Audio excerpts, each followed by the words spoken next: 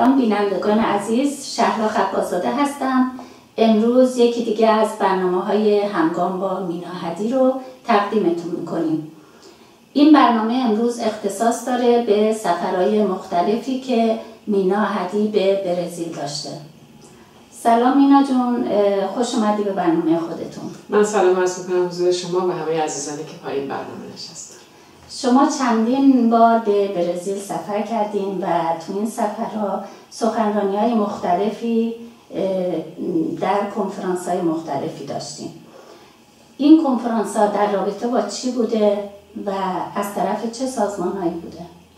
بله، خب برزیل یک کشور خیلی دوره و اولین بار که مثلا دعوتم کردن مشخصا در حزب ما، حزب کمونیست کارگری، یه جلسه با مسئولین داشتیم در مورد اینکه اصلا برم یا نرم، چون فکر می‌کردن خب خیلی کشوریه که جمهوری اسلامی هم باشون خیلی روابط حسنه داشت. مثلا رئیس جمهور قبلی برزیل یکی دو بار رفته بود ایران، مردم ایران خیلی انتقاد داشتن به رفتار دولت برزیل. احمدی نژاد و مثلا لولا رئیس جمهور قبلی گفته بود برادر من و اینا همش بحثایی بود. وقتی که اولین دعوتنامه رو از یک سازمان به اسم میلینیوم دریافت کردم، از طریق فیسبوک این دعوتنامه اومد، خیلی برام جالب، گفتم برزیل کشور خیلی دور ناآشنا برای من برم اونجا در مورد چی سخنرانی کنم. و اونا خیلی وقتی جواب دادن گفتم که خب بحث امنیت اینجا مطرح هست، گفتن که خب ما پلیس از شما مراقبت خواهد کرد و از این نظر مشکلی نیست اینا. به هر حال من اولین سفری که رفتم اونجا یه سازمانی دعوت کرده بود به اسم میلینیوم که در مورد جنبش اسلامی و بحث حقوق بشر و اینا به اصطلاح دعوت شده بودم. یه کنفرانس بزرگی بود توی دانشگاهی در برزیل و من اونجا رفتم. اولین بار در کشور برزیل سخنرانی کردم در مورد جنبش زنان در ایران، مبارزات مردم ایران که فوق‌العاده استقبال شد از این سخنرانی. حالا بعدا اگه خواستیم بخشی از اونو حتی میشه پخش کرد. و بعد از اون وقتی که برگشتم، خب کمپین سکینه محمدی آشتیانی شروع شد که خیلی تو کشور برزیل این انعکاس گسترده‌ای داشت. حتی همون لولا اومد، مثلا رئیس جمهور گفت که ما پیشنهاد میکنیم برای سکینه محمدی آشتیانی به عنوان پناهنده اون رو میپذیریم. بحث سکینه شد بحث انتخابات در برزیل. یعنی خانم دیلما روسف که اون موقع خودش رو کاندید میکرد برای رئیس جمهور برزیل، در دفاع از سکینه حرف زد. گفت من یک زنم و علیه سنگسار حرف میزنم. و بعد وقتی دیلما روسف حرف زد، خبرنگارای برزیل با من مصاحبه میکردن، میگفتن نظرت راجع به کاندیداتوری خانم دیلما روسف چیه؟ من نظرمو گفتم به عنوان یه زن باید دفاع میکرد و خوب شد دفاع کرد از سکینه، ولی بیشتر از این باید دفاع کنن. به هر حال منظورم اینه که ما با کمپین سکینه رفتیم تو سیاست روز کشور برزیل دخیل شدیم و بعد از اون یه بار دیگه دعوت شدم برای سخنرانی در کشور برزیل در رابطه با کنفرانسی هست تو دنیا. خب جوان‌ها احتمالاً این کنفرانس ها رو میشناسن به اسم TED. این کنفرانس ها آدم‌ها رو دعوت میکنن، مثلا آدم‌های خیلی سرشناس، آدم‌هایی که تو تاریخ کاری کردن، تو زندگی فعلی ما تأثیری داشتن. بعد ما اجازه داریم در 18 دقیقه یا بعضی وقتا مثلا کمتر بریم بگیم که من چی کردم. مثلا هر کس رو دعوت نمی‌کنن طبعا، ولی به هر حال کنفرانس تد در برزیل منو دعوت کرد با این تم که گفتن بیا بگو که چطوری دفاع از حقوق بشر رو جهانی کردی و بر علیه نسبیت فرهنگی بودی که مثلا اونا مثلا میگن که سنگسار فرهنگ مردم ایرانه، تو این فضا رو عوض کرد. من بار دوم وقتی رفتم برزیل تو کنفرانس تد سخنرانی کردم که این کنفرانس ها یه چیز آموزشی برای جوونا تو دنیا. یعنی مثلا دختر من از کنفرانس تد همیشه نقل قول میاره، بچه‌ها اینا رو گوش میدن و یاد میگیرن، چون خیلی فشرده یک شخصیت، مثلا کسی که یه چیزی رو مثلا یه تئوری رو مطرح کرده یا یک کشفی رو تو جهان امروز کرده، میره اونجا حرف میزنه. برای من جای افتخار بزرگی بود که تد منو دعوت کرد که برم بگم که چه درافزوده‌ای دارم در دفاع از حقوق بشر، از حقوق انسان. و من اونجا سخنرانی کردم که بازم اگه فرصت باشه میتونید بخشای از سخنرانی من توی کنفرانس تد رو پخش کنید. این دومین سفرم بود به برزیل. sitzt in einem Gefängnis, die dort mein Mann hingerichtet wurde. Deswegen habe ich gesagt, okay, warte, ich schreibe die Name, ein bisschen schwierige Name, Sakina Mohammadi Ashtiani. Und ich verspreche, Sajjad, ich helfe dir. Ich lasse nicht deine Mutter gesteinigt werden. Ich möchte hier erklären über noch ein Schicksal. Die Frauen werden nicht im Iran nicht nur gesteinigt oder in sogenannte islamische Ländern, sondern werden auch hingerichtet. Sie heißt Shahla Jahed. Die andere Seite ist eine Realität. Die Frauen werden in moderne Welt. Durch die Medien wird gesagt, Frau sowieso wird morgen um 8 Uhr oder 6 Uhr Nachmittag in dieser Straße gesteinigt. سومین سفرم برای سخنرانی در یک کنفرانس زنان بود. کنفرانس دفاع از حقوق زن که نزدیک 700 نفر جمعیت اونجا نشسته بودن و من یادم سخنرانی من در مورد مسئله زنان در ایران بعد از سخنرانی سفیر آمریکا در برزیل بود که یعنی سخنرانی اون بعد از سخنرانی من بود. وقتی من سخنرانی کردم و اون سفیر آمریکا رفت روی صحنه گفت خب من بعد از این چی بگم حالا بعد از این سخنرانی، ولی به هر حال شخصیت‌های خیلی مهم به اصطلاح مدافع حقوق زن علاوه بر این سیاستمداران اونجا بودن، از سراسر دنیا دعوت شده بودن، از افغانستان یک خانمی اومده بود، از نمیدونم کشورهای مختلف. به هر حال من اونجا سخنرانی کردم که متن سخنرانی به آلمانی بود ولی فارسی بازم فکر کنم با صدای خودم خوندم و تلویزیون کانال جدید قبلا پخش کردم، حالا بعداً اگه خواستین میتونید پخش کنید. نکته اصلی اینه که کشور برزیل خیلی با قلبش اومد به استقبال ما، به استقبال سکینه محمدی آشتیانی، به استقبال مسئله زنان در ایران و مبارزات زنان در ایران. برای من جای خیلی خوشحالی بود که رفتم اونجا و در این حال من مقامات دولت برزیل رو هم بارها و بارها ملاقات کردم. تاثیر این سخنرانی ها چی هستش و خود شما هدفتون از این سفرها چیه؟ خب من به عنوان کسی هستم که خب خیلی سفر میرم.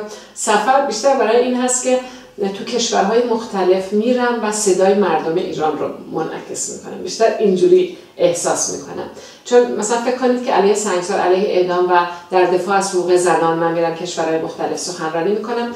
یه چیزی که تاثیر داشته فضا و به اصطلاح یه فرهنگی رو به نظر من ما عوض کردیم. به خاطر همینم تد دعوتم کرده بود و اونم اینه که من هر جا میرم میگم که مردم ایران یا زنای ایران شبیه شماهان.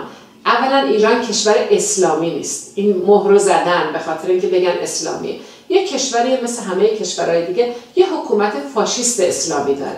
ثانیاً زنایی که اونجا هستن فرهنگشون حجاب نیست، خیلی علیه حجاب هستن و چطوری خیلی اترکتیو و جالب علیه حجاب مبارزه میکنن. در حقیقت سفر من سفیر یه جورای مبارزات مردم ایران، جنبش عدالت خواهانه مردم در ایران، جنبش آزادی خواهانه، برابری طلبانه هستم و میرم و همه جا استقبال میکنم. به خصوص زنها خیلی استقبال میکنم. مثلا سخنرانی یادم نمیره که وقتی توی کنفرانس تد سخنرانی کردم خیلی استقبال گسترده بود و بیشتر فکر میکردم که خب خیلی از زنها مثلا گریه میکردن، میومدن منو بغل میکردن، میگفتن چقدر این سخنرانی تاثیر داشت که فضا و فکرمون عوض شد. چون همیشه فکر میکردیم زنای ایران همه چادری و همه مثلا فرهنگشون اینه، در حالی که به نظر من یعنی سفر تاثیر داره. یه نکته هم شاید مهمه تو کارهایی که من میکنم اونم اینه که من میرم مقامات دولت‌ها رو میبینم. تو جنبش چپ بعضن چپ‌های سنتی این خیلی تابو بود، یعنی بعضی وقتا به من میگفتن چطوری میری رئیس جمهور یک کشور رو ملاقات میکنی؟ مثلا من فنلاند رفتم رئیس جمهور رو ملاقات کردم. یا چطوری میری وزیر امور خارجه مثلا یه دولت رو میبینی؟ نمیدونم این آیا تابو نیست؟ به نظر من اصلا تابو نیست و تمام این ملاقات ها به خاطر اینه که رو در رو چشم در چشم بشینم و بگم که شما دارید از جمهوری اسلامی دفاع میکنید، این ناحقه، باید علیه اعدام بود برای علیه و این یه فشاره و خیلی وقتا هم فشار باعث میشه در باز میشه به من میگن بیا بار مثلا رئیس جمهوری یک کشور حرف بزن. در مورد برزیل هم خب یادمه وقتی ما وارد شهری شدیم که به اصطلاح مرکز دولت برزیل هست، وقتی که تو تاکسی بودیم با همکارام داشتیم میرفتیم به طرف هتل، از رادیو گفت که خانم احدی با یه هیئتی اومده مثلا کشور برزیل و امروز احتمالا خانم دیلما روسف رو ملاقات میکنه، یعنی وزیر رئیس جمهور اون کشور رو. منتها به دلایل این ملاقات انجام نشد که به نظر من بیشتر ملاحظاتشون با جمهوری اسلامی باعث شد که این ملاقات انجام نشه. ولی من رفتم وزارت امور خارجه برزیل و این همیشه به عنوان یکی از خاطرات جالب برام مطرح است. همکارم یا دوست من خانم پتی دبونیتا که همیشه منو همراهی کرده تو هر 3 سفرم اونجا، ما وقتی وارد ساختمان وزارت امور خارجه شدیم دیدیم که یک عالمه خبرنگار اونجا ایستادن. بعد من به دوستم گفتم که اینا برای چی اومدن؟ چون اصلا فکر نمی‌کردم برای ما اومده باشن. گفت احتمالاً یه تظاهراتی هست مال سرخپوستا توی اونجا، یه عده اونجا ایستاده بودن با پلاکارد. گفت احتمالاً برای اینا اومدن. ما وقتی از تاکسی پیاده شدیم، خب 2 نفرم همکارای ما تو برزیل و کسایی که ما رو دعوت کرده بودن ما رو همراهی می‌کردن. ما 4 نفری وارد شدیم، تمام خبرنگارا دویدن به طرف ما و بعد اون آقایی که منو همراهی می‌کرد گفت اینا به خاطر این اومدن که شما الان اومدید با مثلا وزارت امور خارجه ملاقات دارید. این استقبال خیلی خوب به نظر من جالبه. ما عکساشو داریم، امیدوارم بتونید نشون بدید که تعداد زیادی خبرنگار اونجا ایستادن و دارن میپرسن نظر من راجع به احمدی نژاد چیه، اون موقع اون بود، نظر من راجع به سنگسار چیه، نظر من راجع به دیلما روسف و اینکه دیلما روسف چیکار باید بکنه چی است. به نظر من همه اینا یک چیز رو ثابت میکرد، جنبش مردم در ایران یعنی به گوش مردم برزیل رسیده و سمپاتی نشون میدن به مبارزات مردم در ایران و از ما استقبال میکنن و همه اینا به نظر من تو مبارزات ما برای سرنگون کردن جمهوری اسلامی، برای ایجاد رابطه با دنیای بیرون خیلی مهمه. الان مثلا من و مقامات دولت برزیل و کشورهای اروپایی میشناسن و این خودش یه تضمینیه که اگر حکومت اسلامی بیفته ما نه بمب اتمی میخوایم، نه میخوایم جنگ کنیم با دنیای بیرون، نه جنگی داریم با دولت برزیل و اینا به نظر من سازنده روابط ما بعد با دنیای بیرون، با دنیای غرب، با جهان بعد از سرنگونی جمهوری اسلامیه. پس اینجور که توضیح دادین عکس‌العمل مدیان خیلی خوب بوده توی برزیل، منظورمه که حتما مصاحبه‌ای هم با شما داشتن. میتونین تو این رابطه هم این مقدار توضیح بدین؟ بله خیلی مصاحبه زیاد بود. مثلا من هر بار میرفتم قبل از رفتنم خب چندین نشریه و اینا مصاحبه، فکر میکنم تمام رسانه‌های برزیل با من حرف زدن. اینو میتونم بگم و امیدوارم که حتی بعضا فیلم و عکس و اینا از روزنامه‌ها که مثلا تو چه حالتی با من عکس گرفتن یا در مورد چه تمایی با من صحبت کردن، حتی مثلا روزنامه‌های مثل مجلات مد، مجلاتی که بیشتر مال مثلا زنا هست و به چیزای دیگه میپردازه، با من مصاحبه کردن. خبرنگار یکی از این مجله ها اومد شهر کلن در آلمان با من مصاحبه مفصلی کرد، ماری کلر، به زبان مثلا برزیلی و میگفت که به عنوان یه زن مثلا میخوام ببینم که یه جوری ربطش میدادن به کل کارشون یا پوبلیکومی که اونا رو پیگیری میکنه کارشون. علاوه بر این تمام رسانه‌های رسمیشون با من مصاحبه کردن، تلویزیون سراسری برزیل بارها با من مصاحبه کرد و این خودش به نظر من میشه حتی مثلا اگه کسای علاقه داشته باشن توی اینترنت میتونن سرچ کنن و ببینن مثلا مصاحبه مثلا مینا احدی در برزیل، میتونن همه پیدا کنن اینا رو. تمام رسانه‌های برزیل علاقه نشون دادن و مصاحبه کردن. بعضی وقتا مثلا یادم وقتی کمپین سکینه بود زنگ می‌زدن میگفتن مصاحبه کن، من مثلا وقت نداشتم، میگفتن که از طریق گوگل میتونی این سوالای من به زبان برزیلی ترجمه کن، فقط فارسی بنویس برام مثلا چند خط که بتونی منعکس کنی. افکار عمومی علاقه نشون میداد و مدیا به نظر من اینترس نشون میدادن و مصاحبه می‌کردن. بینندگان عزیز، به بخشایی از سخنرانی مینا احدی در برزیل توجه کنید.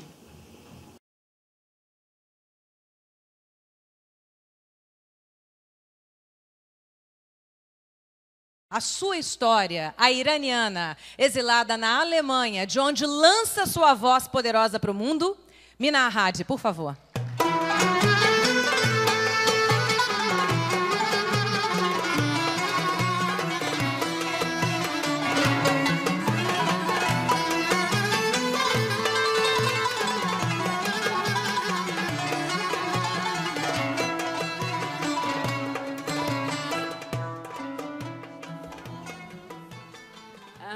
Ich bedanke mich sehr viel. Ich bin sehr glücklich, hier zu sein. Ich bin Mina Ahadi und komme ich aus dem Iran. Ich habe vor 3 Jahren با تشکر از شما. من خیلی خوشبختم که اینجا هستم. من مینا احدی هستم و از ایران اومدم. ما الان در آلمان زندگی میکنیم. من 2 بچه دارم با همسر دوم خودم. 3 سال قبل اون زمان دختر من 13 ساله بود. از مدرسه به خونه اومد و در حالی که من و همسرم در خانه بودیم از من پرسید این مرد کیه؟ من به دخترم جواب دادم اون پدر توه. اون گفت در مدرسه ما شنیدم کتابی نوشته و در کتابت نوشته که همسرت در ایران اعدام شد. آیا اون پدر من بود؟ من جواب دادم نه، اون همسر اول من بود و این مرد که اینجا نشسته پدر توه. و دخترم گفت چرا در مورد این موضوع مهم، این راز بزرگ در خانواده ما با من حرف نزدی؟ چرا باید از مدرسه این موضوع رو بشنوم؟ و من گفتم منتظر بودم که تو 18 ساله بشی. شاید اون موقع بتونم در مورد این تراژدی با فرزندان خودم حرف بزنم. من از ایران اومدم و در اونجا پزشکی میخوندم. من جوان بودم، موفق بودم و میخواستم یک پزشک بشم. اون زمان با همسر اول خودم ازدواج کردم. اون دانشجوی رشته فیزیک بود و ما میخواستیم یه زندگی خوب داشته باشیم. من از یک شهر کوچک از ایران میام. وقتی بچه بودم باید چادر و حجاب میداشتم و همیشه از مادرم میپرسیدم چرا اجازه ندارم خیابون برم و با همکلاسی‌های خودم بازی کنم. و جواب همیشه این بود ما مسلمونیم، ما یه خانواده مسلمان بودیم و از من قبول کنید در کشورهایی مثل ایران زنان و جوانان شروع میکنن به یک چالش انتقادی با این مذهب. وقتی این مذهب تو زندگی ما اینقدر نقش بازی میکنه، به دلیل این مذهب من نوعی حق ندارم مثلا دوست پسر داشته باشم. این چیه؟ خب من هم شروع کردم به یک چالش انتقادی و نقد این مذهب. به خودم گفتم سعی میکنم به یه شهر بزرگتر برم و آزادی خودم رو به دست بیارم. همین کارو کردم. من دانشجوی یک دانشگاه در شهری بزرگ بودم و آن زمان دوره شاه بود و من در همون دانشگاه با همسر اول خودم آشنا شدم. در کشور من یک انقلاب علیه حکومت شاه اتفاق افتاد. ما در این انقلاب شرکت کردیم با این آرزو که زندگیمون بهتر بشه، چرا که حکومت شاه هم یک حکومت دیکتاتور بود. از نظر من در ایران در جریان این انقلاب نیروهای اجتماعی متعددی حضور داشتند، چپ‌ها و راست‌ها، سلطنت طلبان اسلامی‌ها. به دلیل اینکه ایران یک کشور مهم بود، دولت‌های غربی و دولت آمریکا از نظر من کمک کردند تا اسلامی‌ها حکومت را در ایران به دست بگیرند. وقتی حکومت اسلامی در ایران قدرت را به دست گرفت، من کاراکتر یک حکومت را دیدم که ضد امپریالیست بود در وهله اول، اما ضد زن بود و ضد انسان. اعدام‌ها در ایران آغاز شد و همچنین سنگسارها. من و همسرم علیه این حکومت بودیم. ما شروع کردیم اعتراض و میتینگ سازمان بدیم. من در یک میتینگ بزرگ علیه حجاب سخنرانی کردم و منو از دانشگاه اخراج کردم. من در یک کارخانه کار میکردم و یک روز پنجشنبه وقتی من خانه نبودم و ما 6 نفر مهمان داشتیم، خانه ما مورد هجوم پلیس قرار گرفت. همسرم به همراه بقیه دستگیر شد و سپس اعدام شدند. در ایران متاسفانه اعدام یک امر روزمره است. در 3 ماه گذشته به طور مثال هر 3 ساعت در ایران حکومت اسلامی 1 نفر را اعدام کرد. همونطور که گفتم اولین فرمان حکومت اسلامی علیه زنان بود. فرمان آنها این بود یا روسری یا توسری. و شما در این عکس میتونید ببینید من وقتی 15 و 16 و 17 ساله بودم اینطور در خیابان رفت آمد میکردم و احساس میکردم در یک زندان هستم و بعدا نمیخواستم چادر و حجاب داشته باشم. همسر من دستگیر شد و به همراه چند نفر مهمان ما 1 ماه بعد همه آنها اعدام شدند. من فرار کردم به تهران، پایتخت ایران. 1 سال به نوعی در خیابان بودم، بدون مدرک، بدون شناسنامه، بدون کار، بدون پول. خانه ما را مصادره کردند و همه چیز را بردند. من فقط لباسهای همسرم را دریافت کردم و این زندگی منو کاملا تغییر داد. 30 ساله که من علیه سنگسار و علیه اعدام مبارزه میکنم، چرا که کاملا تجربه کردم که چه معنایی داره وقتی یک عزیز تو را، یک همراه و یک عضو خانواده تو را میدزدند. یک باره اونو از دست میدی و یک باره خبر میرسه که عزیز تو را به قتل رساندند. بعد از 1 سال من به کردستان فرار کردم. آن زمان کردستان ایران آزاد بود. 10 سال من در آنجا پارتیزان بودم. 4 سال آخر زندگیم در کردستان را فقط در مرز ایران و عراق به سر بردیم و من در همانجا سعی می‌کردم علیه حکومت اسلامی، علیه اعدام و سنگسار فعالیت کنم. الان بسیاری از اعدام‌ها در ایران در ملأ عام و در خیابان صورت می‌گیرد و سوال اینه سنگسار چیه؟ از نظر من اسلامی‌ها یک جنبش هستند، یک جنبش سیاسی. وقتی اینا میخوان به قدرت برسن در وهله اول به زنان حمله میکنن، چرا که فکر میکنن زنان نیمه ضعیف جامعه هستند. تصورشون اینه که اگه به زن حمله کنیم بقیه جامعه از اون دفاع نمیکنه و واقعا این امر در ایران اتفاق افتاد. آنها به زنان حمله کردن در خیابان، در ابتدا مردان با ریش و پشم، سپس مردان با چاقو و بعد مردان با کلاشینکوف در خیابان بودند. اینا جون سخنرانی تو با هم دیدیم، خیلی عالی بود. سوالی که اینجا مطرحه، الان جام جهانی هستش که توی برزیل برگزار میشه فوتبال